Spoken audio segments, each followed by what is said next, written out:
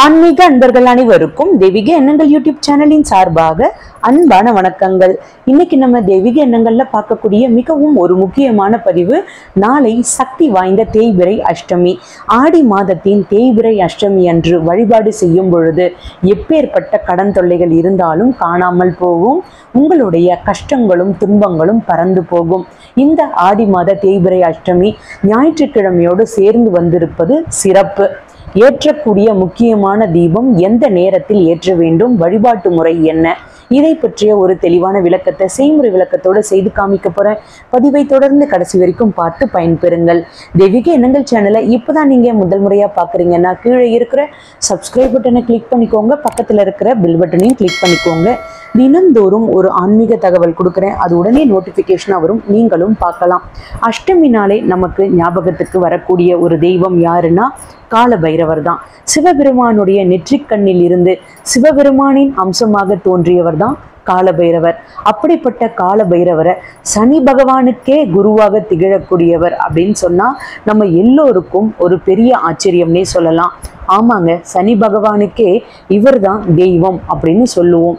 அதனால அதாவது சனி பகவானுக்கே இவர் தான் குருன்னு சொல்லுவோம். அதனால நம்ம வழிபாடு செய்யும் பொழுது நம்முடைய வாழ்க்கையில நிறைய நன்மைகள் நடக்கணும், சனி தோஷம் நீங்கணும், பிரச்சனைகள் நீங்கணும் அப்படின்னா கால பைரவரை நீங்க ஆடி மாதத்தில் வரக்கூடிய தேய்பிறை அஷ்டமி நாளைக்கு ஞாயிற்றுக்கிழமையோடு வருகின்றது. குடும்பத்துல பிரச்சனைகள் வராமல் இருப்பதற்கு, கடன் தொல்லைகள் ஏற்படாமல் இருப்பதற்கு இந்த அஷ்டமி திதி வழிபாடு எப்படி பண்ணணும் அப்படின்றத பார்த்துடலாம். முக்கியமா தீபம் ஏற்றணும், அந்த தீபம் என்ன அப்படின்றதையும் பார்த்துடலாம். உங்களுடைய வியாபாரத்துல தடைகள் இருக்கு, தடங்கல்கள் இருக்கு, எதிரிகளால பிரச்சனைகள் இருக்கு, தேவையற்ற சண்டைகள் வந்துகிட்டே இருக்கு, இப்படி சொல்லிக்கிட்டு இருக்கிறவங்க, குடும்பத்துல கணவன் மனைவி ஒற்றுமை இல்லை, சண்டையாக இருக்கு அப்படின்னு சொல்றவங்க கால பைரவர் வழிபாடு செய்யுங்க. கடன் அதிகமா இருக்கு, பண கஷ்டம் இருக்கு அப்படின்னாலும் கால பைரவர் வழிபாடு பண்ணுங்க. எல்லா விதமான பிரச்சனைகளிலிருந்தும் வெளிவரக்கூடிய ஒரு உன்னதமான வழிபாடு கால பைரவர் வழிபாடுங்க. தேய்பிறை தினத்துல நீங்க வழிபாடு செய்யும் பொழுது எதுவெல்லாம் தேய்ந்து போகணுமோ அதை நினைத்து பிரார்த்தனை பண்ணிக்கணும். பொதுவாகவே கால பைரவரை ஞாயிற்றுக்கிழமையில ராகு கால நேரத்துல வழிபடுவது ரொம்பவும் சக்தி வாய்ந்தது. அதுலேயும் அஷ்டமி தானே ஞாயிற்றுக்கிழமை ஆடி மாசத்துல வந்திருக்கு. என்ன ஒரு அற்புதமான அதிசயமான ஒரு நாள்னு சொல்லலாம் பாருங்க. இது எப்பயாவது தான் ஒரு தடவை அமையும். அதனால இந்த நாளை நம்ம பயன்படுத்திக்கலாம். நாளைக்கு தேய்பிறை அஷ்டமி திதி எப்பொழுது ஆரம்பிக்கின்றது அப்படின்னு நான் சொல்றேன், நோட் பண்ணி வச்சுக்கோங்க. இந்த வழிபாடு பண்ணுங்க. அதாவது இன்று இரவு 1:22 முதல் நாளைக்கு 11:07 வரைக்கும் இந்த தேய்பிறை அஷ்டமி இருக்கு. அதாவது இந்த தேய்பிறை அஷ்டமி நேரம் எப்பொழுது ஆரம்பிக்கின்றது அப்படின்னு பாத்தீங்கன்னா விடிய காலையில 1:22 பிறக்கின்றது. இது ஞாயிற்றுக்கிழமை இரவு 11:07 வரைக்கும் இருக்கு. அதனால முக்கியமாக ஞாயிற்றுக்கிழமை முழு நாளும் அஷ்டமி திதி இருக்குங்க. காலையில் ஆரம்பித்து இரவு நேரம் வரைக்கும் வழிபாடு தாராளமாக பண்ணலாம். கால பைரவரை வழிபாடு செய்தோன்னா கஷ்டங்கள் தேய்ந்து போகும். ராகு காலத்துல கால பைரவர் கோவிலுக்கு நீங்க போங்க. அதாவது எல்லா சிவன் கோவில்கள்லையும் கால பைரவர் இருப்பாரு. அந்த கோவிலுக்கு போயிட்டு காலபைரவர் சன்னதிக்கு முன்பாக 5 தீபம் ஏத்துங்க. பூசணிக்காய் தீபம் ஏற்றுவதாக இருந்தால் ஏற்றலாம். பூசணிக்காயில நல்லெண்ணெய் ஊற்றி 2ஆக பிளந்து நல்லெண்ணெய் ஊற்றி பஞ்சுத்திரி போட்டு, அது சிவப்பு நிற பஞ்சுத்திரியாக போட்டு ஏற்றினால் கடன் தொல்லைகள் காணாமல் போகும். இது ஒரு தீப வழிபாட்டு முறை. 2வது மிளகு தீபம் ஏற்றலாம். 21 மிளகை சிவப்பு நிற துணியில முடிச்சு மாதிரி கட்டி அதை நீங்க அகல்ல வைத்து நல்லெண்ணெய் ஊற்றி தீபம் ஏற்றலாம். இது 2வது தீப வழிபாட்டு முறை. 3வது தீப வழிபாட்டு முறை ரொம்பவும் சக்தி வாய்ந்தது. சகலவிதமான தோஷங்கள் பிரச்சனைகள் தீர வழிபாட்டு முறை இந்த 3வது தீப வழிபாட்டு முறை. 5 தீப வழிபாட்டு முறைங்க. அதாவது 5 தீபம் நம்ம ஏற்ற போறோம். இதுல 5 அகல் விளக்கு எடுத்துக்க போறோம். 5 எண்ணெய்கள் வைத்து இந்த தீபத்தை ஏற்ற போறோம். தீபத்தை ஏற்றுவதற்குண்டான எண்ணெய்களை முக்கியமா இன்னைக்கே வாங்கி வச்சுக்கோங்க. நாளைக்கு தான் அஷ்டமி திதி. தேங்காய் எண்ணெய் வாங்கிக்கோங்க பூஜைக்குன்னு தனியா. அடுத்தது இலுப்ப எண்ணெய் வாங்கிக்கோங்க. விளக்கெண்ணெய் வேணும்.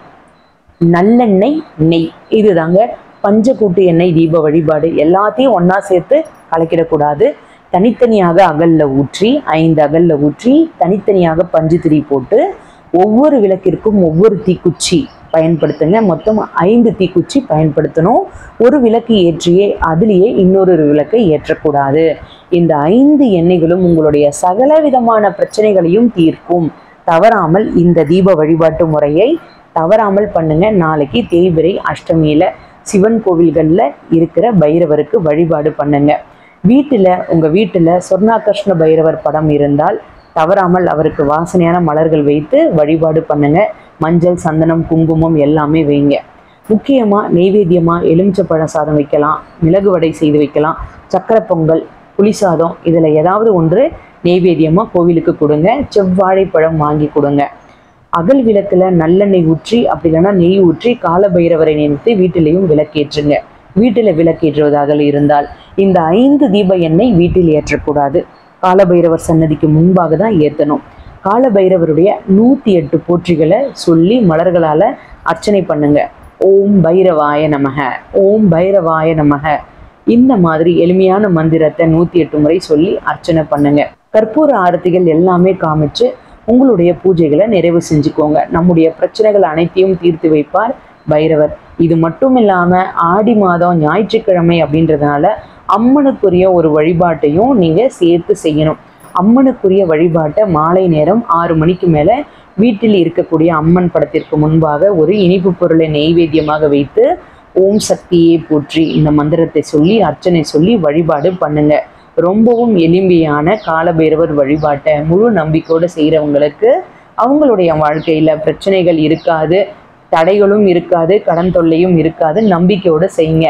நாளைக்கு பைரவருக்கு விளக்கு ஏற்றக்கூடிய நேரம் ஞாயிற்றுக்கிழமை ராகுகால நேரம் 4:30 மணியிலிருந்து 6 மணி வரைக்கும் இருக்கின்ற இந்த இடைப்பட்ட நேரத்தில் வழிபாட்டை தவறாமல் செய்யுங்கள். உங்களுக்கு பைரவர் துணை இருப்பார். குடும்பம் கஷ்டம் இல்லாமல் நிம்மதியாக, கடன் இல்லாமல் சந்தோஷமாக வாழ்வீர்கள். செல்வ வளத்துடன் வாழ்க வளமுடன். ஓம் பைரவாய நமக. இந்த நாமத்தை கமெண்ட்ல டைப் பண்ணுங்க. உங்களுக்கு பைரவருடைய ஆசீர்வாதம் பரிபூரணமாக கிடைக்கும். இன்னைக்கு நான் கொடுத்த இந்த தகவல் உங்களுக்கு பயனுள்ளதாக இருக்கும்னு நான் நினைக்கிறேன். இந்த வீடியோ பிடிச்சிருந்தா லைக் பண்ணிக்கோங்க. உங்களுடைய நண்பர்களுக்கும் உறவினர்களுக்கும் ஷேர் பண்ணுங்க. அவர்களும் இதன் மூலமாக பயன்பெறட்டும். தெய்வீக எண்ணங்கள்ல இதே மாதிரி நிறைய ஆன்மீக தகவல்கள்லாம் இருக்கு, தவறாமல் பாருங்க. இன்னும் நீங்கள் தெய்வீக எண்ணங்கள் சேனலில் சப்ஸ்கிரைப் பண்ணாமல் இருக்கீங்கன்னா கீழே சப்ஸ்கிரைப் பட்டன் இருக்குது, சப்ஸ்கிரைப் பண்ணிக்கோங்க. பக்கத்துலேயும் பெல் பட்டன் இருக்குது. தினமும் நான் கொடுக்கக்கூடிய ஆன்மீக தகவல் உடனே நோட்டிஃபிகேஷனாக வரும், நீங்களும் பார்க்கலாம். இன்ஸ்டாகிராம் பேஜ்லேயும் தெய்வீக எண்ணங்கள் இருக்குது. தினமும் பூஜை செய்கிற வீடியோவை அதில் நீங்கள் பார்க்கலாம். தவறாமல் அங்கேயும் வந்து நம்ம சேனலை ஃபாலோ பண்ணிக்கோங்க. மீண்டும் நாளை ஒரு நல்ல ஆன்மீக தகவலோடு நான் உங்களை சந்திக்கின்றேன். நன்றி, வணக்கம்.